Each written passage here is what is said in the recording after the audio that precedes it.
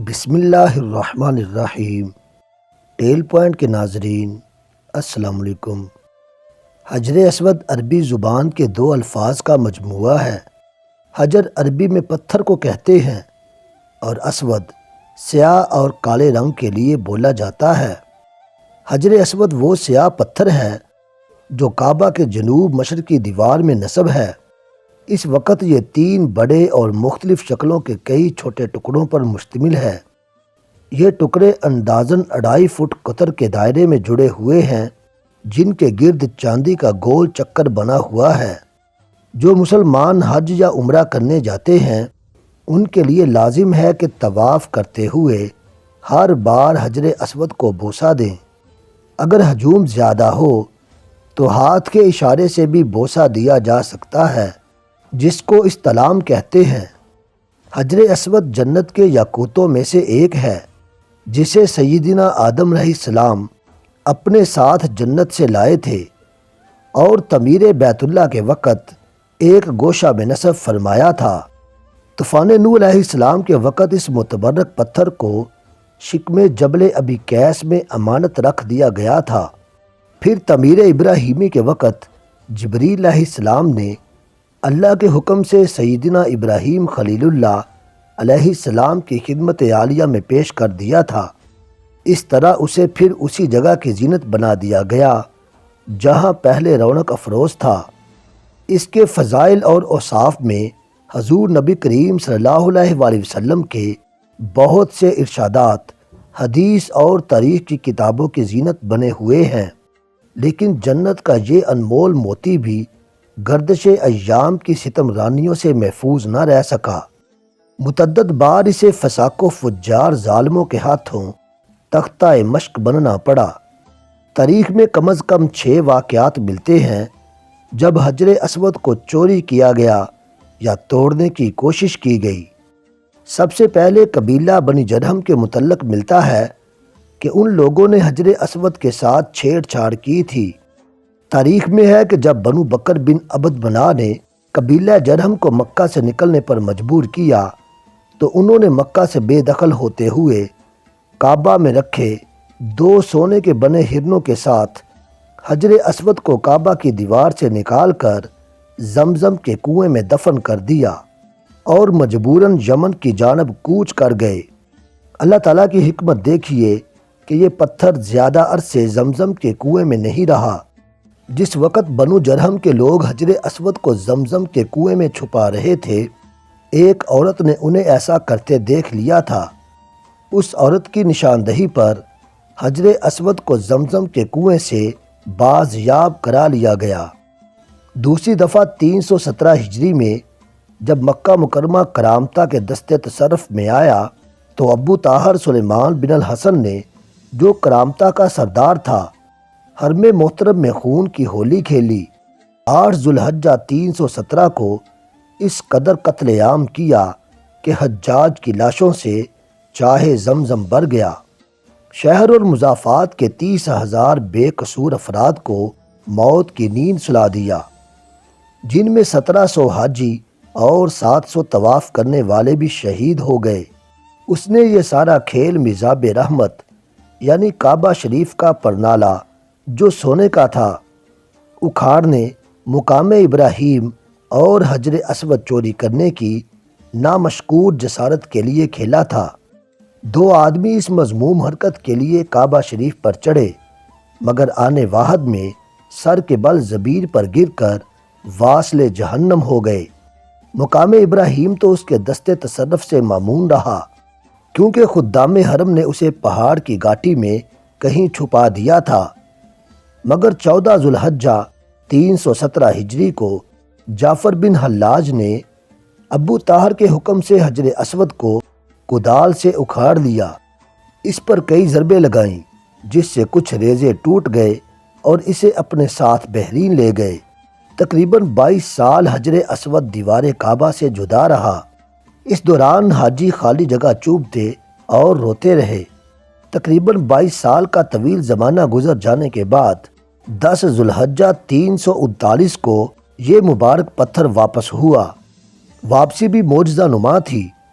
کرامتیوں سے بار بار واپسی کا مطالبہ جب زور پکڑ گیا تو انہوں نے یہ عذر لنگ پیش کیا کہ وہ پتھر تو دوسرے پتھروں میں مل جل چکا ہے، ان میں سے اسے الگ کرنا ہمارے بس کا روگ نہیں۔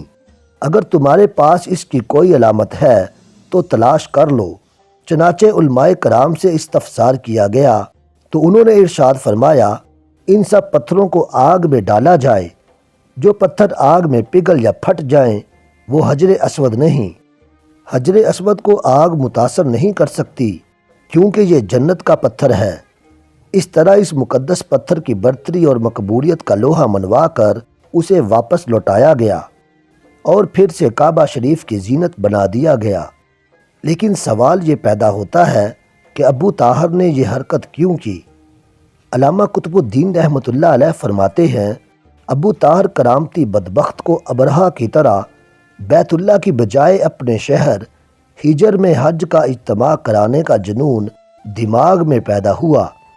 اس نے اس غرض سے ایک عالی شان محل بنوایا جس کا نام دار الحجرہ رکھا۔ علامہ ابن خلدون رحمۃ اللہ علیہ رقم تراز ہیں، ابو طاہر نے کعبۃ اللہ کا دروازہ اکھاڑ پھینکا، غلاف کعبہ کے ٹکڑے ٹکڑے کر کے اپنے فوجیوں میں بانٹ دیا، حجر اسود کو اکھاڑ کے ساتھ لے گیا، اہل مکہ کے گھر بار اور مال و متاع کو لوٹ لیا۔ اس نے روانگی کے وقت یہ اعلان کر دیا کہ آئندہ سے حج اس کے ہاں ہوا کرے گا۔ خلافت مستقفی کے عمراء نے بے حد کوشش کی کہ کسی طرح حجر اسود واپس آ جائے۔ انہوں نے 50,000 دینار سرخ کی پیشکش بھی کی مگر کرامتی ٹس سے مس نہ ہوئے۔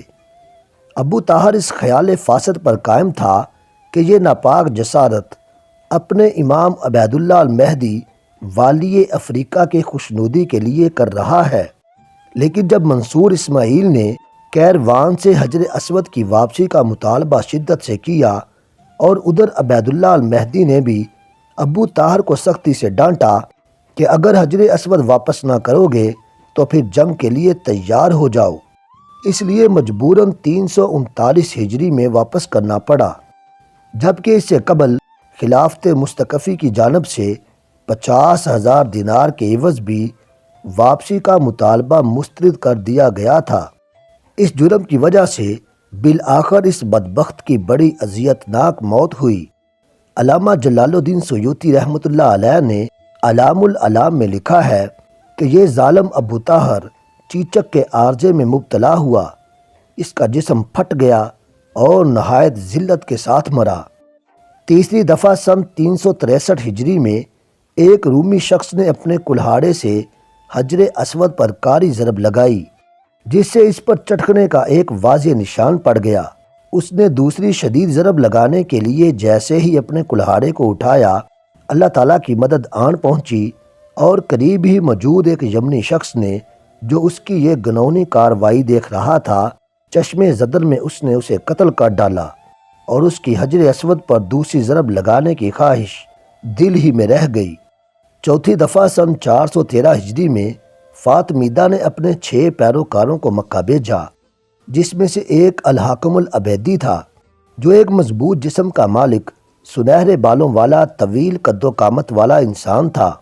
وہ اپنے ساتھ ایک تلوار اور ایک لوہے کی سلاخ لایا تھا۔ اپنے ساتھیوں کے اکسانے پر اس نے دیوانگی کے عالم میں تابڑ توڑ 3 ضربیں حجر اسود پر لگا ڈالی جس سے اس کی کرچیاں اڑ گئیں۔ وہ ہذیانی کیفیت میں اول فول بکتے ہوئے کہہ رہا تھا کہ جب تک وہ اسے پورا نہ اکھاڑ پھینکے گا تب تک سکون سے نہ بیٹھے گا۔ بس اس موقع پر ایک مرتبہ پھر اللہ تعالیٰ کی مدد آن پہنچی اور گھڑ سواروں کے ایک دستے نے ان سب افراد کو گھیر لیا اور ان سب کو پکڑ کر قتل کر دیا اور بعد میں ان کی لاشوں کو بھی جلا دیا گیا۔ 5ویں دفعہ اسی طرح کا ایک واقعہ سن 990 ہجری میں بھی ہوا جب ایک غیر عرب باشندہ اپنے ہتھیار کے ساتھ مطاف میں آیا اور اس نے حجر اسود کو ایک ضرب لگا دی۔ اس وقت کا ایک شہزادہ نصیر مطاف میں موجود تھا جس نے اسے فوری طور پر موت کے گھاٹ اتار دیا۔ 6ٹھی دفعہ سن 1351 ہجری کے محرم کے مہینے میں ایک افغانی باشندہ مطاف میں آیا اور اس نے حجر اسود کا ایک ٹکڑا توڑ کر باہر نکال دیا اور کعبہ کے غلاف کا ایک ٹکڑا چوری کر ڈالا۔ اس نے کعبہ کی سیڑھیوں کو بھی نقصان پہنچایا۔ کعبہ کے گرد کھڑے محافظوں نے اسے پکڑ لیا اور پھر اسے مناسب کارروائی کے بعد موت کی سزا دے دی گئی۔ اس کے بعد 28 ربیع الاول سن 1351 ہجری کو شاہ عبد العزیز نے اس پتھر کو دوبارہ کعبہ کی دیوار میں نصب کیا، جو اس فاتر العقل افغانی نے نکال باہر کیا تھا۔ حجر اسود اس وقت ایک مکمل پتھر کی صورت میں نہیں ہے جیسا کہ یہ جنت سے اتارا گیا تھا، بلکہ حوادث زمانہ نے اس متبرک پتھر کو، جس کو بوسہ دینے کے لیے اہل ایمان کے دل ہر وقت بے چین رہتے ہیں، 8 ٹکڑوں میں تبدیل کر دیا ہے۔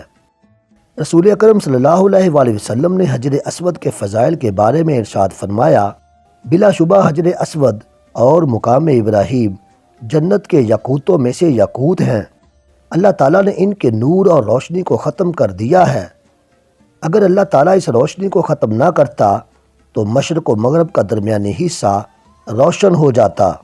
ابن عباس رضی اللہ تعالیٰ عنہ سے مروی ہے کہ آپ صلی اللہ علیہ وآلہ وسلم نے فرمایا، حجر اسود جنت سے آیا تو دودھ سے بھی زیادہ سفید تھا اور اسے بنو آدم کے گناہوں نے سیاہ کر دیا ہے۔